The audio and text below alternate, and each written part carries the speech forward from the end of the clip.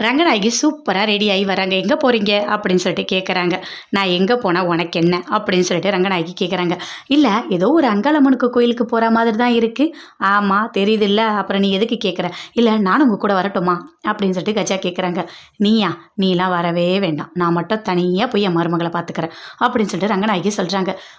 சரி சரி அப்படின்னு சொல்லிட்டு கஜா சொல்கிறாங்க. இல்லை அந்த மருமகளை நான் பார்க்க வேணாமா? நீ பார்த்த மருமக சூப்பராக இருந்தது, இனிமேல் நான் பார்த்து மருமகளை நல்லபடியாக கல்யாணம் பண்ணி வைக்கிறேன், புரியுதா? நீ வரவே வராத அப்படின்னு சொல்லிட்டு ரங்கநாயகி. ஹாசினி எல்லாமே ரெடி பண்ணிட்டியாம்மா? எல்லாம் ரெடி ஆகிடுச்சுமா, சரி போகலாம் வா அப்படின்னு சொல்லிட்டு கூட்டிகிட்டு வெளியே போகிறாங்க. போனவுடனே கஜா ஓடுறாங்க எகுத்த மாதிரி. எங்கே காவேரி, எங்கே காவேரி எங்கே அப்படின்னு சொல்லிட்டு. இங்கே தான் இருக்கேன், என்ன எதுக்கு இப்படி கத்துறீங்க? இல்லை எங்கே வேதா எங்கே அப்படின்னு சொல்லிட்டு கேட்குறாங்க.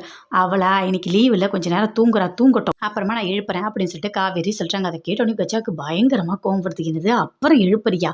என்ன நடக்குதுன்னு உனக்கு தெரியுதா? அவள் அப்புறமா எழுந்தா அங்கே இன்னொரு மருமக வந்துருவா அப்படின்னு சொல்கிறாங்க. ஏன் என்னாச்சு? அவங்க பெரியவங்க எங்கே திரும்ப போயிருக்காங்க? கோயிலுக்கு போயிருக்காங்க, அதுவும் மருமகளை தேடி.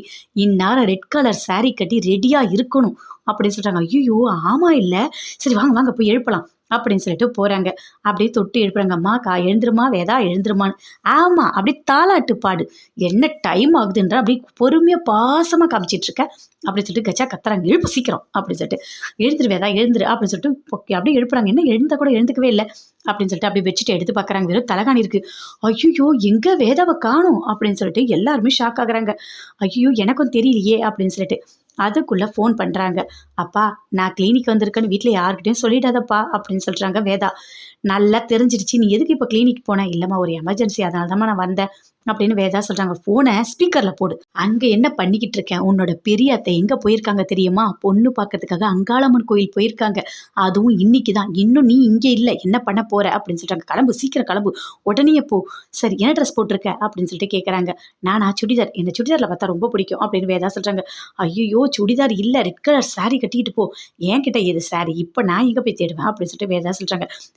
போயிட்டு பக்கத்தில் இருக்க கடையில் ஏதாவது ஒரு கடையில் ரெட் கலர் சாரீ எடுத்துட்டு அதுக்கு அப்படியே ரெடிமேட் ப்ளவுஸ் எடுத்து போட்டு போ அப்படின்னு சொல்கிறாங்க. சரி நான் போகிறேன் அப்படின்னு சொல்லிட்டு வேதா சொல்கிறாங்க. சீக்கிரம் கடை சீக்கிரம் வாங்க போகலாம் அப்படின்னு சொல்லிட்டு வீட்டுக்கு போகிறாங்க. எல்லாரும் ரெடி ஆகுறாங்க. கஜா அவங்க வீட்டுக்காரு வசந்த் எல்லாருமே ரெடி ஆகுறாங்க. காவேரி சரி வாங்க நாமளும் சேர்ந்து கோயிலுக்கு போகலாம் அப்படின்னு சொல்லிட்டு எல்லாருமே கோயிலுக்கு போகிறாங்க. வேகமாக வராங்க வேதா. வரும்போதே என்ன இது, என்ன என்ன கலர் இது அப்படின்னு சொல்லிட்டு கஜா கேட்குறாங்க. அதுவா, நான் ரெட் கலர் சாரியில் தான் வந்தேன். வரும்போது வரவங்கெல்லாம் என் மேலே மஞ்சள் தண்ணி ஊற்றிட்டாங்க, அதனால் மஞ்சையும் அப்படியே ரெட்டும் கலந்து இருக்குது அப்படின்னு சொல்கிறாங்க. ஐயோ கடவுளே, இப்படி போனால் எப்படி? இங்கே வா நான் தட்டி விடுறேன் அப்படின்னு சொல்லிட்டு அப்படியே கஜா தட்டுறாங்க, புடவையை ரெட் கலராக மாற்றுறாங்க. ரங்கநாயகி கோயிலுக்கு போகிறாங்க. சுற்றி பார்க்குறாங்க. இங்கே பாருங்க அப்படின்னு சொல்லிட்டு ஒருத்தவங்க கூப்பிடுறாங்க. பார்த்தா ரெட் கலர் சாரியில் அழகாக இருக்காங்க.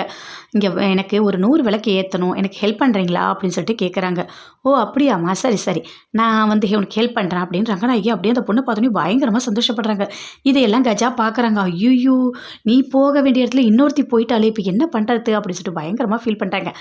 ஆமாம் நீ வேதாவை சீக்கிரம் அனுப்பணும், பொறுமையாக அனுப்பினா அதான் இன்னொரு பொண்ணு வந்துடுச்சு.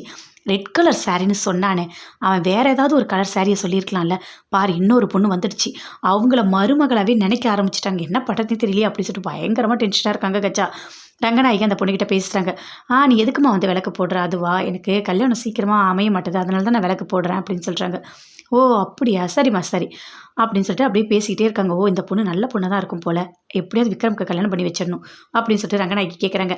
இங்கே பாருமா, எனக்கு ஒரு பையன் இருக்கான், நீ அவனை கல்யாணம் பண்ணிக்கிறியா? நான் உன் வீட்டுக்கு வந்து பொண்ணு கேட்கட்டுமா அப்படின்னு சொல்கிறாங்க. அதை கேட்டோன்னே வேதா கச்சா எல்லாருமே பயங்கரமாக ஷாக் ஆகுறாங்க.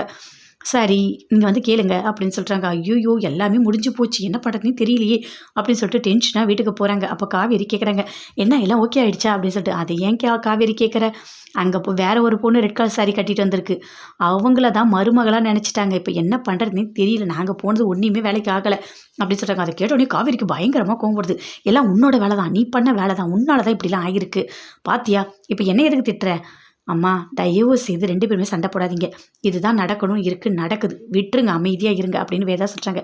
என்னடி இன்னொருத்தவங்களை கூப்பிட்டு வந்தால் உன் வாழ்க்கை என்ன ஆகிறது அப்படின்னு சொல்லிட்டு காவேரி சொல்கிறாங்க. விடுமா எல்லாம் பார்த்துக்கலாம் அப்படின்னு சொல்லிட்டு வேதா சொல்கிறாங்க. ரங்கநாயகி பயங்கர சந்தோஷத்தோடு வீட்டுக்கு வராங்க. நான் பொண்ணை பார்த்துட்டேன் சூப்பராக இருக்குது பொண்ணு நல்லா இருக்குது அவங்க வீட்டில் வந்து பேசுவாங்க அப்படின்னு சொல்கிறாங்க. ஓ அப்படியா கடவுளே, நாம ஒன்று நினச்சா இங்கே ஒன்று நடக்குது. அவங்க இஷ்டத்துக்கு ஒரு பொண்ணை பார்த்துட்டு இங்கே வேற வந்து கதை வேற சொல்லிட்டு இருக்காங்க அப்படின்னு சொல்லிட்டு பயங்கரமாக கஜா கோவப்படுறாங்க. ரங்கநாயகி பயங்கரமாக சந்தோஷத்தோடு இருக்காங்க. விக்ரம் கூப்பிட்டு பேசுகிறாங்க. விக்ரம் உனக்கு ஏற்ற பொண்ணு விக்ரம் சூப்பராக இருக்குது, நான் பார்த்துட்டேன். அந்த பொண்ணு வீட்டுக்கு வரோம், நம்ம பார்த்து ஓகே பண்ணிடலாம் சரியா அப்படின்னு சொல்லிட்டு விக்ரம் கிட்ட சொல்கிறாங்க. விக்ரம் ஷாக் ஆக